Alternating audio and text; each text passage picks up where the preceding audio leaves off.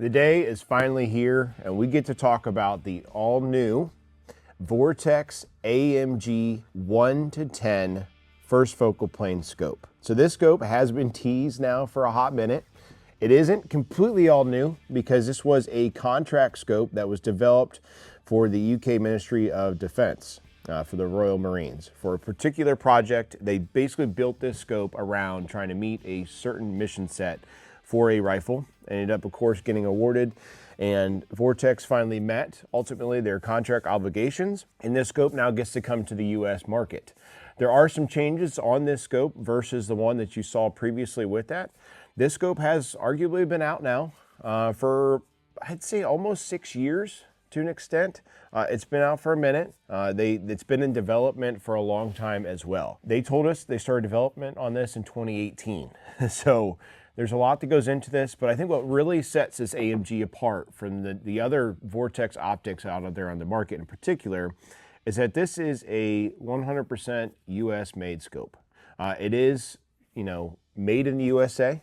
Actually at Vortex HQ, we saw where they manufacture this scope. So it's designed, manufactured, assembled, and QC checked all there at Vortex. It does have some globally sourced parts in the scope itself, but we saw where they're making the rifle, the scope tubes, and all of that equipment getting made in-house at Vortex. So it was pretty cool to see. As with anything in life, if you want premium optics, you want premium cars, premium trucks, premium guns, whatever it is, it always comes with a premium price tag. So we'll address that elephant in the room now. This is an expensive scope. It will be the most expensive 1-10 on the market, and street price should come in somewhere close to $4,000. So it's expensive. It is not for everybody, but before we get into all the specs and details, this will fit perfectly for a number of professional end users, in particular for competition shooters, and arguably anybody who wants the best 1-10 on the market will certainly appreciate this AMG 1-10. Some quick specs behind this optic. It's roughly 2 inches shorter than a standard 1-10 Gen 3 Razor. Again, this is made in USA. Because it's made in the USA, that was because nobody else, like in Japan or other markets, could produce this scope for Vortex at their specs that they wanted, so they had to do it in-house. So that's obviously why we're seeing it, being built in Wisconsin. Now, with that being said, this comes in at a weight that's 18.8 ounces and 8.4 inches long. So this is a very compact 1-10. The biggest thing that people are going to ask is what is being sacrificed to make this ultra compact 1-10? Generally speaking, it's pretty much always going to be eye relief. And no doubt that is what was sacrificed to manage to get this in this package. However, the eye relief on this scope itself is better than what's on an EOTech Voodoo 1-10, and it's only 1/4 of an inch shorter than what's on a 1-10 Gen 3 Razor. So you're not giving up a ton. The eye box on here is extremely usable. If you want to take this scope and you want to run it close quarters, like 10 yards and in, and then you want to run it all the way out to 600, 700, 800 yards, you can do that. And that 10 power and 1 power, that eye box doesn't change very much. Now at 10, it's certainly tighter than it is at 1, but what I'll tell you is the eye relief doesn't change at all. So if your cheek is mounted on the gun and you go to actually operate the magnification wheel, you don't have to move your face in or out in order to get a better sight picture. Now if you're using like a magnifier with an EOTech, you do have to do that. A number of other 1-10s, you do have to do that. My 1-10 Voodoo, you have to do it. My Maven, I don't have to do it.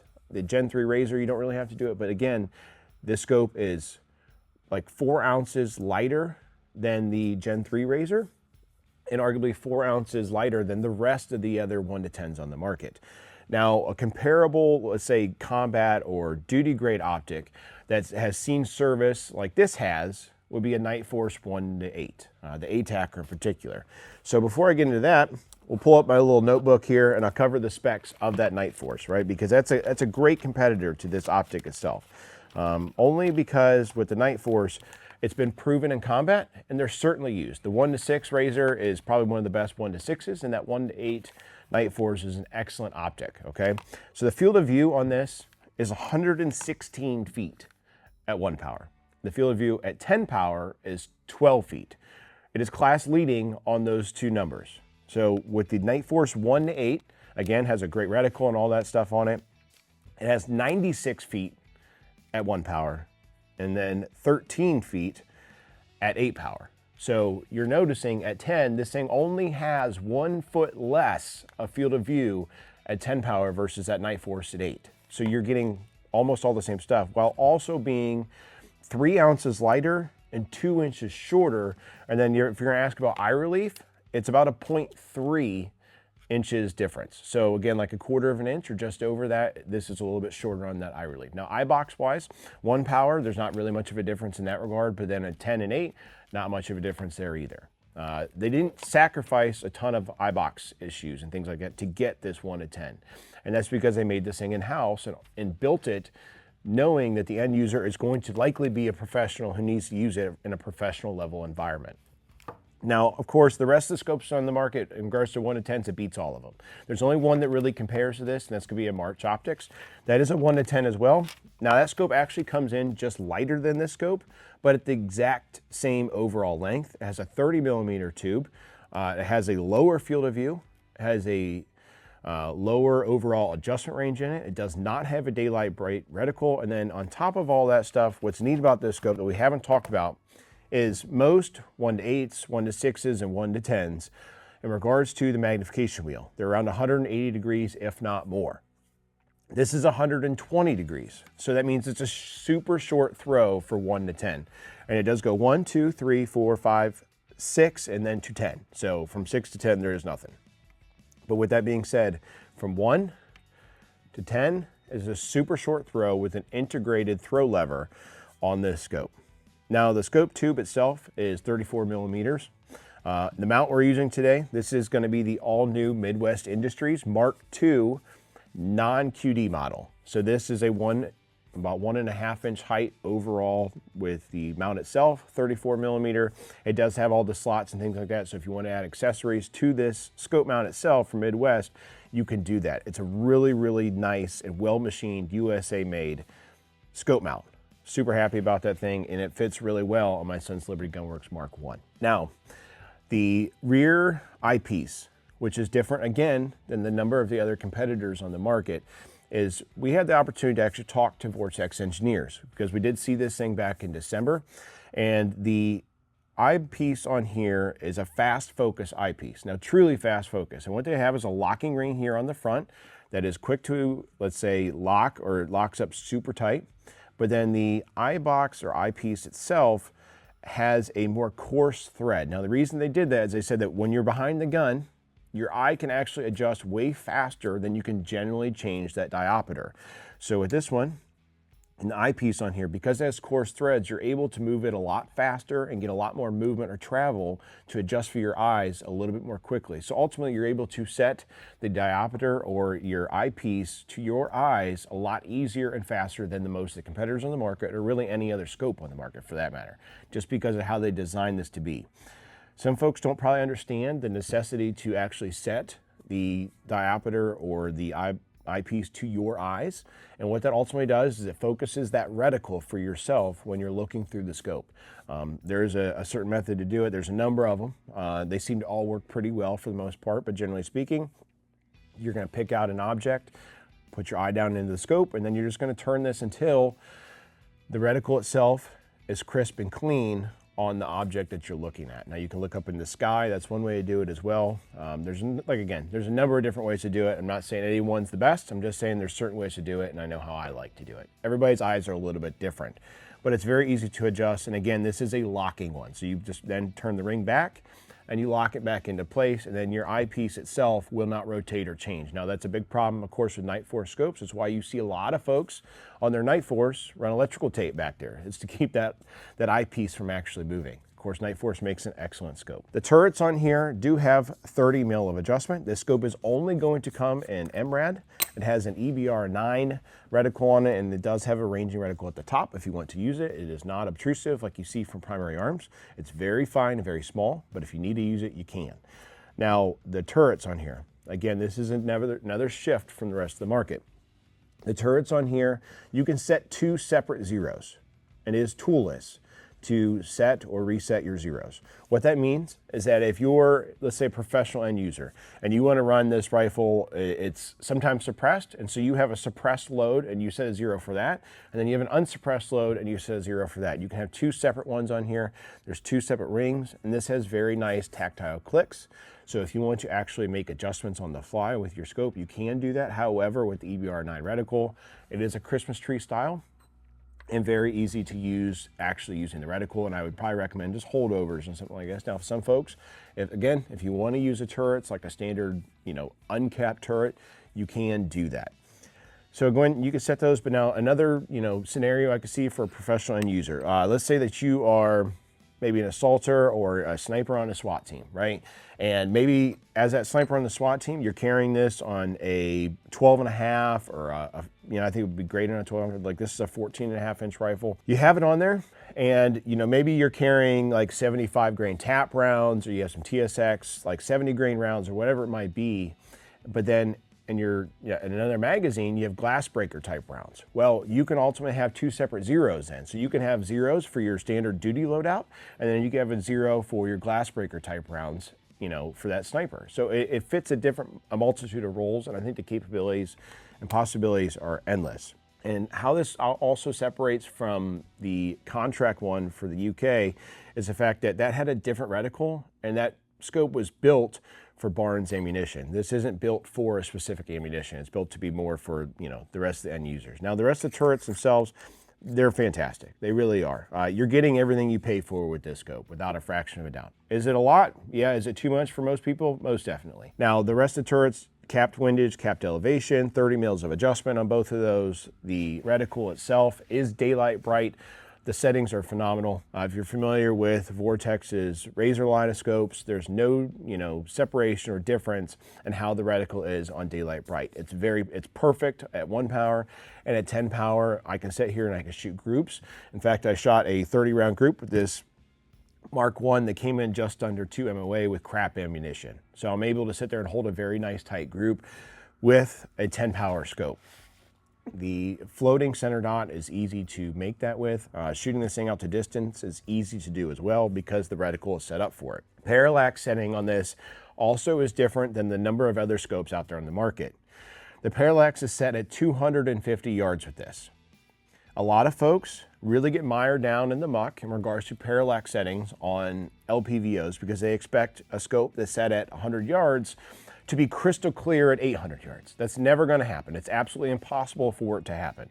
But what I can appreciate is that Vortex decided to push the envelope and take it from 100-yard standardized parallax setting and set it to 250. Because at a 250 parallax setting, at 100 yards, your image is likely still very clear, if not, blurry at all. And then at 250, it's perfectly clear. And then as you get out to like 400 or 500 yards, it's still going to be really clear because you're not at that stuck 100-yard parallax. You're at 250.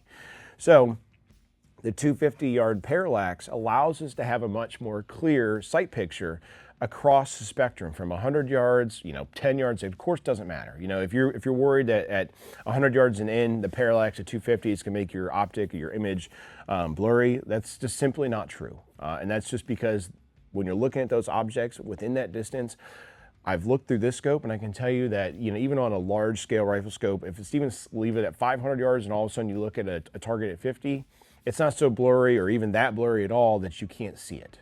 But conversely, on the back end, as you get out a little bit further, it does become blurry if it's only set at 100. So this kind of closes that gap of having to have a side focus parallax. Now, of course, ZCO makes a really great 2-10. However, in regards to that ZCO, which is a great scope, stands very well on its own. This has a much better field of view.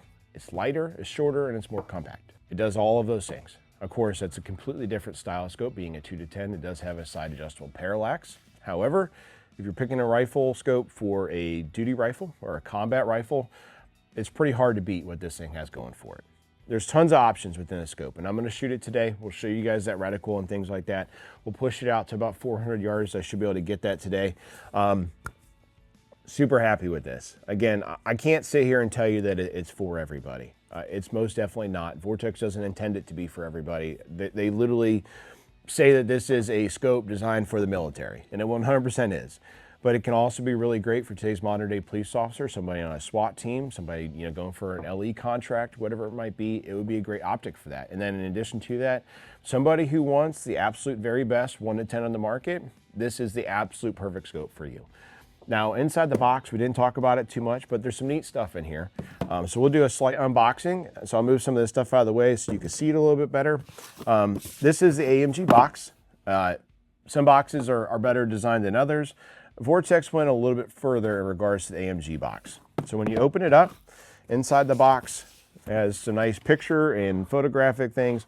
Vortex probably does some of the absolute very best marketing in the entire industry. I don't think anybody's really going to dispute that. Their pictures are usually great. Their highlight reels are great. I mean, they do a fantastic job. But you do get a small challenge coin in here, which also has your actual scope's serial number on it. So that's pretty cool to see. And then you'll see on there, it says for those who never settle for good enough. Then in addition to that, within that box is also this AMG card. And within the AMG card, they actually have a certificate that is handwritten with pen. Okay, it's clearly not copied or anything like that. And then on here, it has a certificate of authenticity for the AMG. And they have a serial number 9 on here, and it has a checkbox for assembled, checkbox for calibration, and a checkbox for testing. It's signed and initialed by the final inspector on the date and time that it was done. This was done on 12/03/2025. But it also says on here, engineered, manufactured, assembled, and inspected in Barneveld, Wisconsin by the proud people of Vortex Optics. And then what I think is a nice little personal touch as a whole with the AMG series is they have an entire card here with everybody involved on the team from AMG that is hand signed. So the people on the team at AMG hand sign the card, and then you get it with this. So this optic, you know, if you're thinking it's a lot of money, it is, but you get a lot of other extra features. You do get scope caps in here.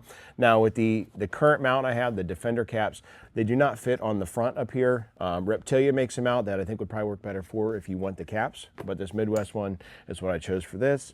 There is a small sunshade to attach to the front.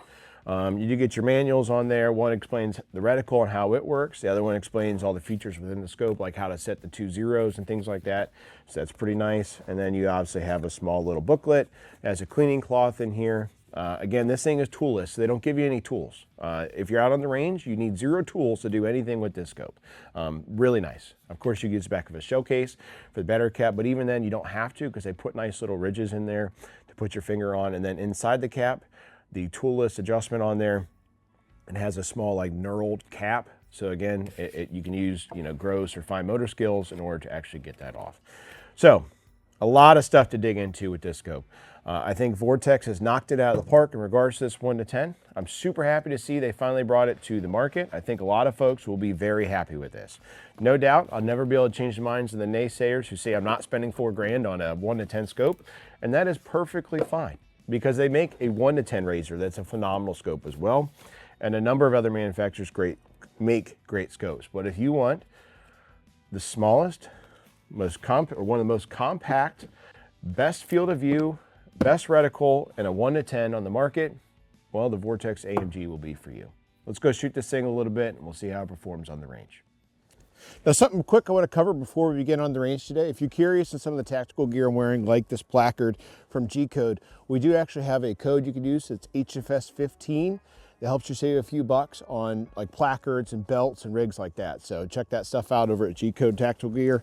And their holsters are obviously some of the best in the business. But let's shoot this AMG. We're going to start off today 10 yards on the close target and 20 yards on the far one. We'll see how this thing performs, almost kind of like a red dot. You know, at 1 power, there's little to no distortion. A lot of times your 1 to 10s, you run into, it's not really a true 1. I mean, there's a slight difference between naked eye and the scope, but as far as like, you know, edge to edge clarity, it's absolutely flawless. So, which to be expected. So let's shoot this thing. All right. Yeah, very quick and easy to see.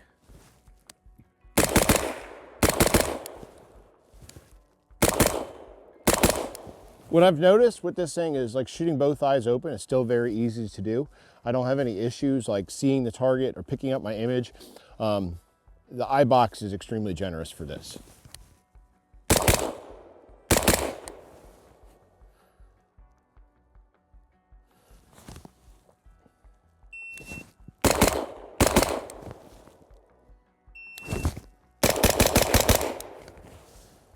Run it again.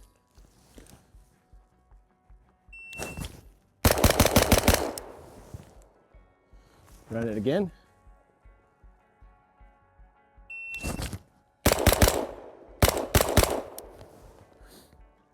It's a very easy optic to shoot. Running it on the 1 power, my scope is zeroed at 100 yards, but overall the hits are pretty good. I have a few floating over here. That's my own shooter air, but how the scope performs and how it shoots is pretty nice. We obviously have a lazy target over here today, so hopefully this one isn't too bad, but yeah, so overall not bad. The scope itself, how it performs is fantastic. What a lazy son of a gun. But like, especially at close range, it's extremely easy to pick up that eyepiece. Let me see how many rounds we got here before we do this next segment. I'm gonna do 3 rounds on this target, then I'll retreat and shoot 3 rounds on the other one.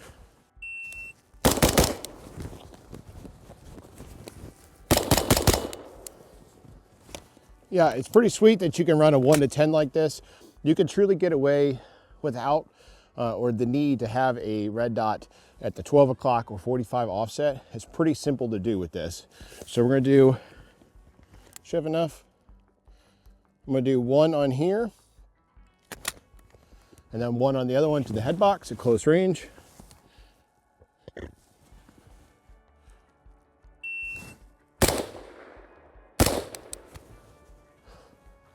Good, and good. Yeah, the 1 to 10 AMG, very easy to run like you're accustomed to with a lot of your red dots and things like that. It has a great fast focus. It's easy to pick up. I don't notice any issues or anything like that when I'm trying to like look through the scope or pick it up under speed, and my times and things like that, they're not really any different than what I'm accustomed to with like running a red dot or EOTech. EOTechs, of course, give you that better field of view, but you can easily shoot this with both eyes open. Run that red dot on here. It's daylight bright today. Of course, we have snow on the ground, so it's easy to see. Really great overall. So let's run this thing out some distance. I got about 340 yards or so over here in the corner of our field. We'll shoot the steel targets with it, and I'll show you how it performs on that max magnification.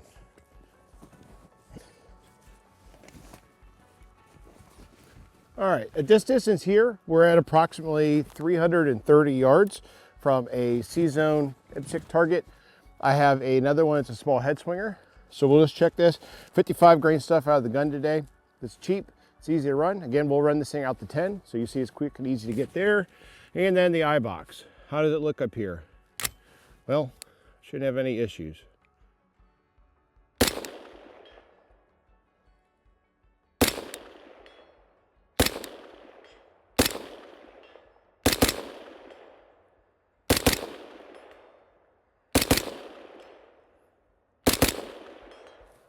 So pretty impressive what the eye box allows you to do with this rifle. It's generous enough for 1 to 10. Is it the best one ever at that 10 in regards to scopes? No, absolutely not, right? But it's still very manageable. And again, like today, we're off this tree, bagged up.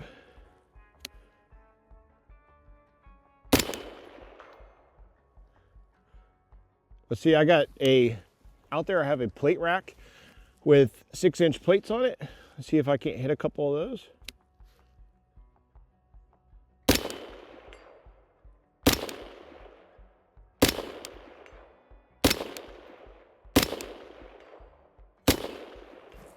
Yeah, super nice.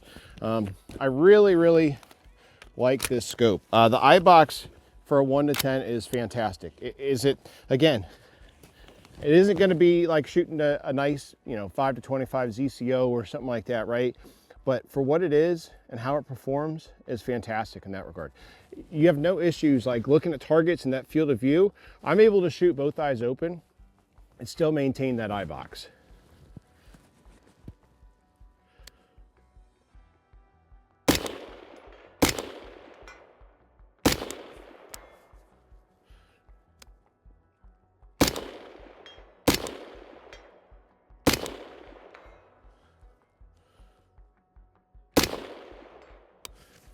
Yeah, I just hit a 4-inch head swinger out there, so pretty cool to see. I have my cameraman switched now from a different direction here behind us, so you can kind of get a good grasp for what we're shooting at here. and you kind of see our berm.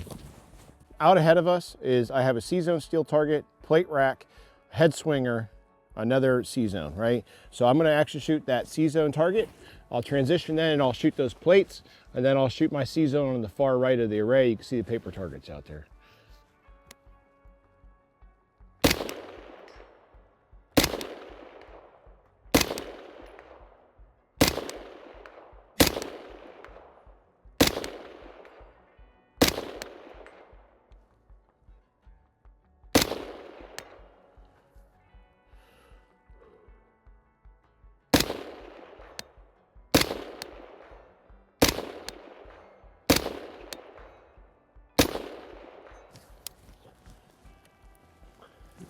Yeah, I don't know what else there is to say. This is a phenomenal little optic. It does everything a 1-10 does, but comes in at a size that's smaller than everybody else's. Has an eye box, it's forgiving, great, you know, eye relief in general for it. You notice I'm still able to run my stock at a standard setting what I would want it at. I don't have to run it up real close. It's way better than like a magnifier combo. The wheel itself turns nice and easy. You'll notice 1-10 is quick, easy to do. The actual reticle itself is perfect for precision shots. I'm able to shoot those plates out there off my plate rack at 300 something yards. And I just really can't ask for much more. Of course, all this stuff runs great on my Sons Liberty Gunworks Mark I, and this is a great setup. I think if you're interested and you want the absolute best or one of the absolute best 1-10s on the market, the Vortex AMG 1-10 is for you. It's cost prohibitive for some, but for the professional or a experienced shooter who really wants the most, this thing is perfect.